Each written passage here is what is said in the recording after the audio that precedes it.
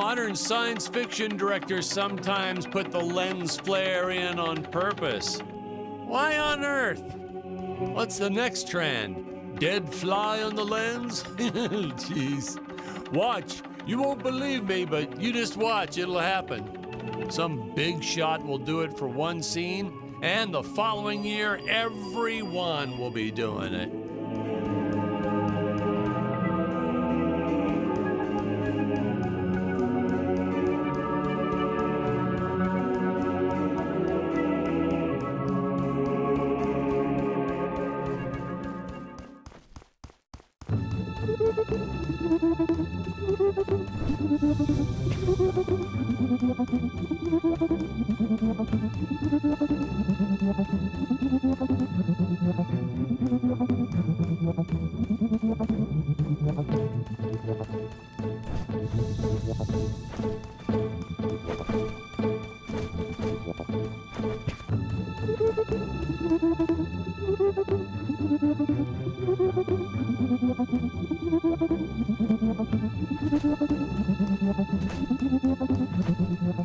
Dr. Peculiar!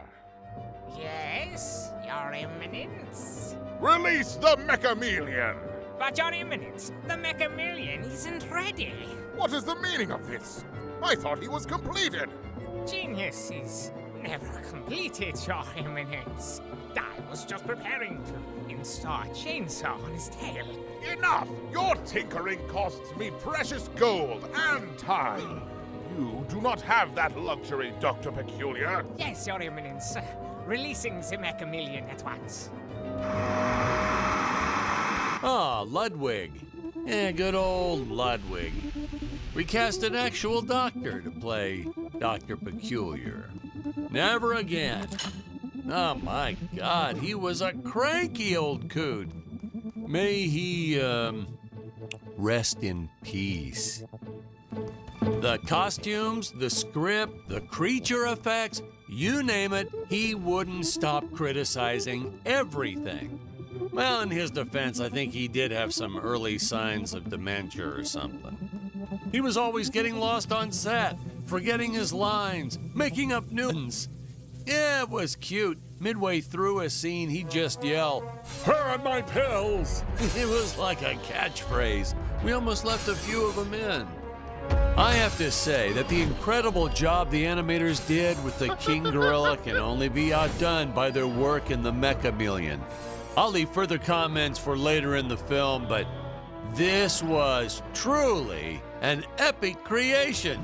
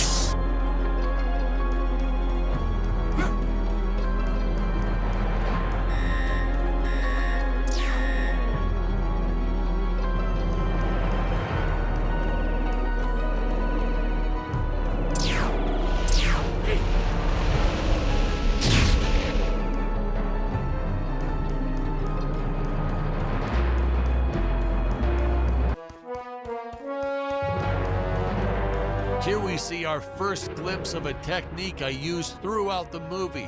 Want to make a big scary monster look even more menacing? Put it in a dome. Monster doesn't look scary enough already? Put it in a dome. Want the audience to know when a monster really means business? Put it in a dome.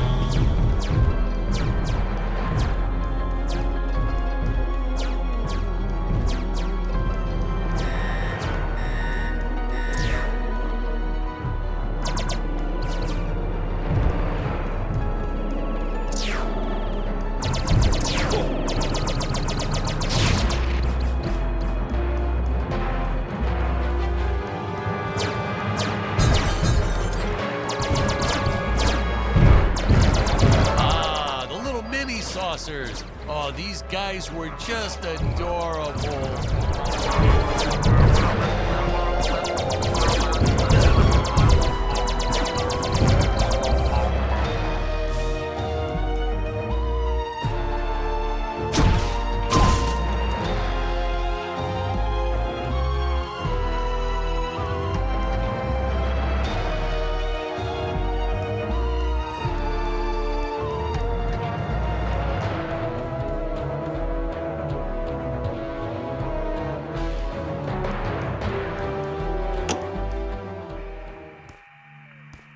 I was a huge fan of the old classic movie, The Flea from 1958. So I created this monster as sort of an homage in respect to that film. I have the darndest time with that word, homage.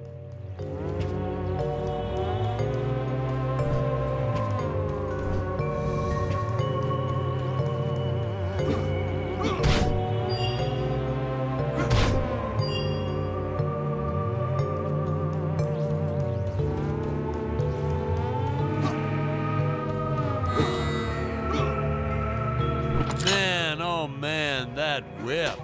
We probably should have invested in some training courses so the actors knew how to properly handle it, but instead we just let them flail it around wildly. You know that saying, it's all fun and games until someone loses an eye? That's true.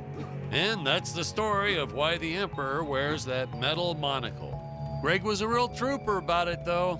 Didn't even seem fazed that he'd have to wear an eye patch for the rest of his life. I think he went on to do some pirate-themed promotions at his used car lot once we wrapped up production.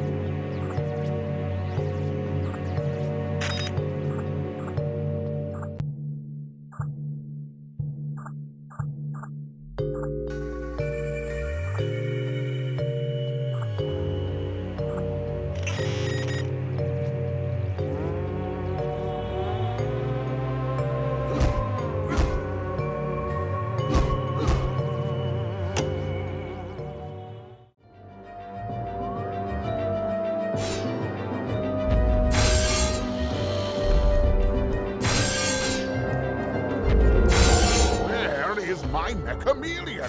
Why has it not pulverized the intruders already? Well, Your Eminence, I was installing photon lasers into its eyes. I hadn't finished. So, the mechameleon might be somewhat, well, blind. My indomitable guardian is blind? I do not tolerate failure, Doctor. Getting these two to do their scenes together was enough to make your head spin.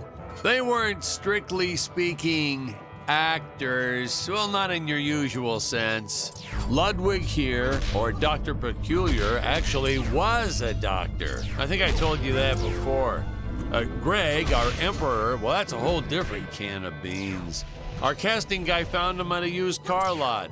Greg talked him into buying just a horrible car. Thing never ran. Oh, then when he tried to get his money back, Greg just laughed maniacally, so doggone it, he offered Greg the role right on the spot. He said, "Dan, this guy is perfect."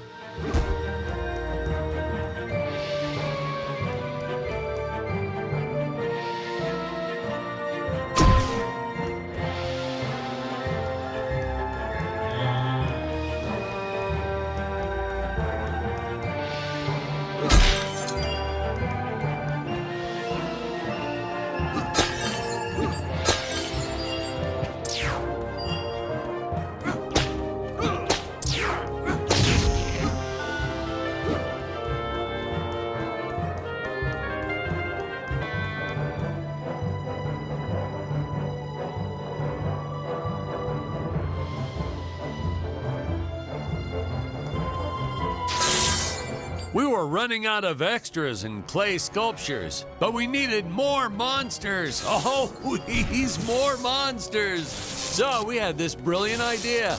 If you stick a puppy inside an old vacuum cleaner, wham, instant monster. Throw in a string of Christmas lights and it's camera ready in 5 minutes. And that had to be some kind of world record or something. Fun fact, boys and girls, cinematographers don't like it when you use their dog without asking permission first. But hey, to that I say, what goes around comes around. Little Buster here ruined so many shots barking all day long. You don't want me to grab your dog and cover him in Christmas lights? Well, don't bring him to work.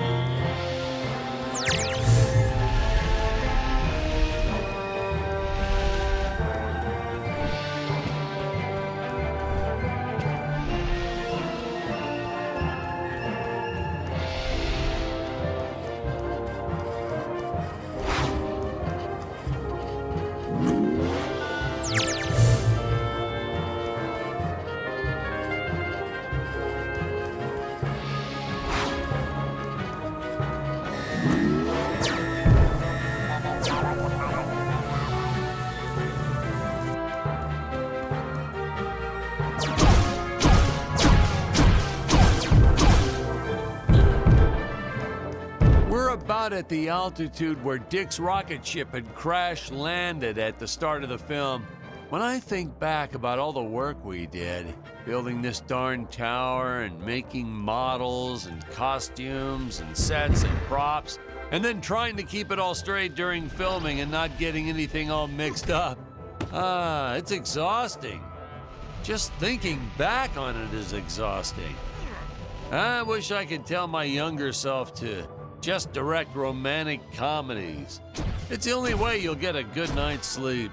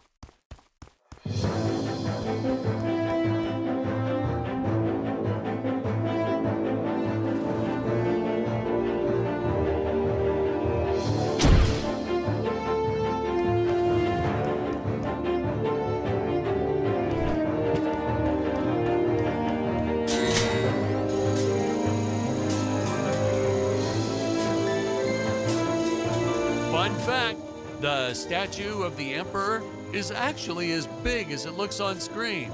Yeah, we were going to use a small model and green screen it, but then Greg offered to fund building a life-size version. He was planning on setting it up front and center of his used car lot. Apparently, he ran into some issues with zoning laws. Yeah, I told him he should just play dumb and put the thing up anyway, but he wouldn't listen. I guess that's why he's still running that same lot, whereas I've been barred from filming in 12 different states.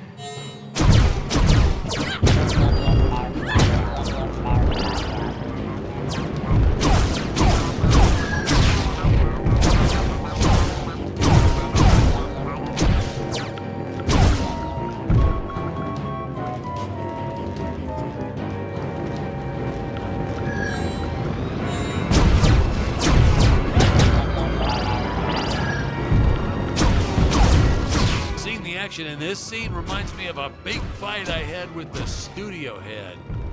Word to the wise, when the guy funding your movie offers you a suggestion, stupidest idea ever is a phrase you should shy away from.